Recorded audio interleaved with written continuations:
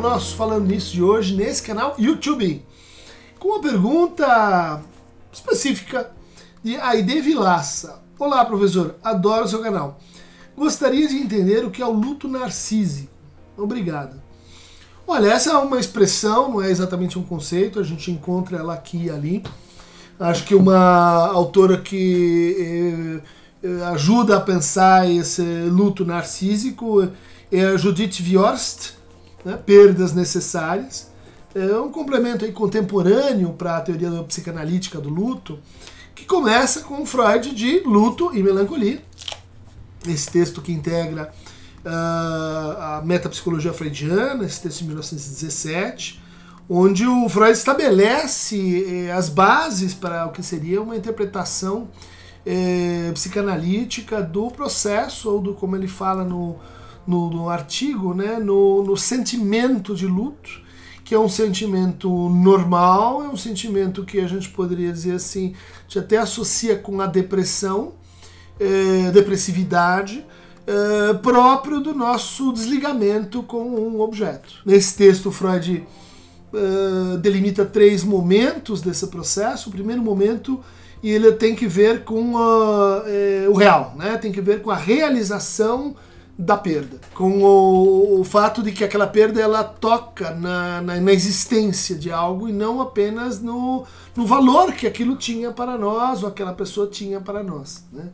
Então, lutos narcísicos, nesse primeiro momento, a gente pode associar com perdas que são registradas nesse âmbito do próprio narcisismo do sujeito. Toda perda, na medida que a perda de alguém com quem a gente tem uma identificação, tem um laço amoroso, tem um laço desejante, ela ofende o nosso narcisismo. Mas há perdas como, por exemplo, né, a passagem da infância para a adolescência, a passagem da adolescência para a vida adulta, em que a gente tem transformações corporais envolvidas, em que a gente sente que a gente não é mais jovem, agora, puxa, o corpo envelheceu. Eu perdi algo em mim mesmo. Isso representa, então, um processo de realizar a perda, né? Segundo tempo, ponderar o que é que foi perdido naquilo que se perdeu. Portanto, fazer a história dessa relação, fazer a recapitulação dos nossos laços de identificação com aquilo que foi perdido. Em geral, isso ativa a nossa ambivalência, né? Porque aquele objeto ele tinha uma parte boa, uma parte ruim, uma parte que a gente ama, outra que a gente odeia. Então há isso que o Freud chama de identificações alternantes, em que a gente sente culpa porque o objeto se foi, a gente não o amou suficientemente, mas a gente sente ódio porque se ele se foi, é porque ele não nos amava suficientemente. E aí então esse segundo tempo ele envolve uma reconstrução do objeto perdido dentro de nós, dentro do eu e nas cadeias desejantes em que esse objeto estava presente, né? Então, quando a gente fala em luto narcísico, essa cadeia vai remeter às perdas narcísicas, né? As perdas que a gente viveu em termos eu dei exemplo aqui do crescimento, mas também o luto que acontece no pós-parto, né?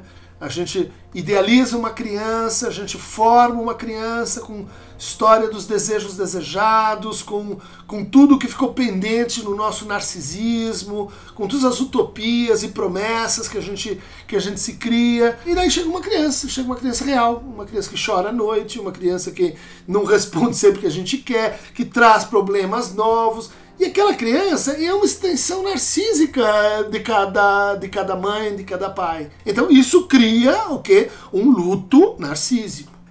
O blues, né? Essa tristeza que vem depois da gravidez, às vezes vem durante a gravidez, às vezes vem, por exemplo, né, a chamada síndrome do ninho vazio, quando os filhos crescem, daí eles vão embora, e daí tem a perda desses filhos, né, que são objetos que a gente cria para o mundo, que a gente fica contente, que eles agora, sei lá, se casam, têm uma profissão, são autônomos, mas por outro lado eles impõem uma perda, né, uma dimensão narcísica disso que é eu. Agora eu não tenho mais que cuidar, me preocupar, eu sinto um vazio, que me falta algo. Lutos narcísicos podem ocorrer, por exemplo, quando a gente é demitido, quando a gente perde um grande amor, quando a gente perde um país, né, nosso país de referência, quando a gente perde uma determinada situação que a gente tinha de vida, né, de classe social, por exemplo, a gente empobrece. Tudo isso pode, então, colocar a gente diante desses três momentos, né? Realizar que isso aconteceu, reconstruir o caminho de traços que faziam daquele objeto perdido um objeto amado, mas também odiado, mas também capaz de criar uma articulação de demanda e desejo. E, finalmente, o terceiro tempo é quando a gente torna esse objeto perdido uma parte reduzida, concentrada, condensada de nós mesmos, que vai nos acompanhar no resto da viagem. Então, essa reconfiguração narcísica, ela tem um modelo, né? E esse modelo a gente pode ir buscar lá numa certa leitura ou num nível, né, de processualidade do estádio do espelho com o complexo de Édipo. Porque o complexo de Édipo, ele começa com uma crise narcísica. Você não é o único filho, nasce um irmão, nasce uma irmã. Você não é o centro do universo. A mãe vai trabalhar, o pai sai de casa.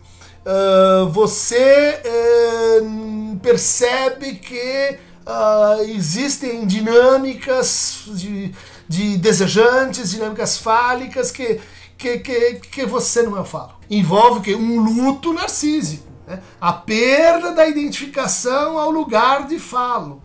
Muitos têm dificuldade com esse movimento, porque ele vai colocar a gente numa outra dinâmica, numa dinâmica triádica ou quaternária, para falar com Lacan. Dentro do complexo de Édipo, a gente vai ser exposto à angústia da castração, a angústia da frustração, a angústia da privação. Essa angústia, ela incide sobre o eu, provocando crises, né? Provocando movimentos do eu, né? Movimentos que implicam queda de posição de ideal, queda de posição fálica, queda de posição identificatória. Cada um desses passos, então, requer e vai sendo atravessado por momentos de luto. Às vezes a gente olha para a criança, ela está introspecta, ela está retirada do mundo, ela está meio macambúzia, ou o adolescente, né, que está fazendo o que? O luto da infância. Não sou mais, não brinco mais com bonecas e tal. Aquilo era tão legal, aquele mundo em que eu acreditava numa série de coisas. Se foi.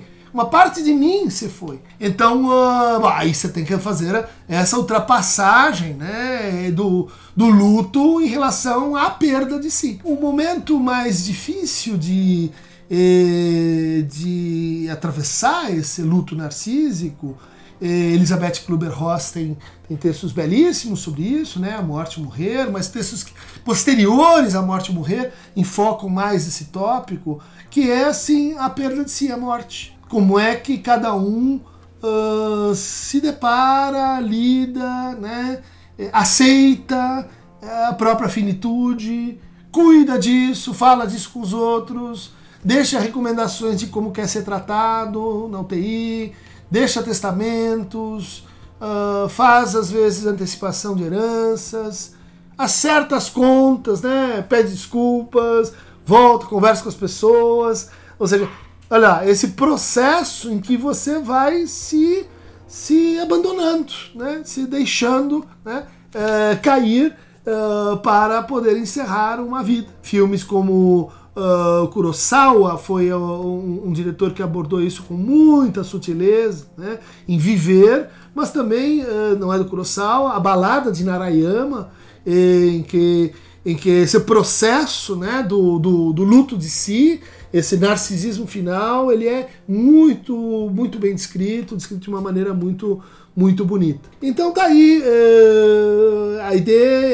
essa ideia do luto narcísico, ela é muito importante também para a gente entender certos processos em que a pessoa assim, ela não sai daquela perda. Ela não faz o luto, ela não anda no luto, ela fica como que apegada àquilo que eu perdi. Aquilo que eu perdi não é o outro, aquilo que eu perdi sou eu que fui embora junto com o outro. E aí eu me sinto assim, vazio, sem lugar, eu me sinto tomado por uma experiência que o Freud então aproximou da melancolia. Para mais fragmentos sobre o luto, clique aqui.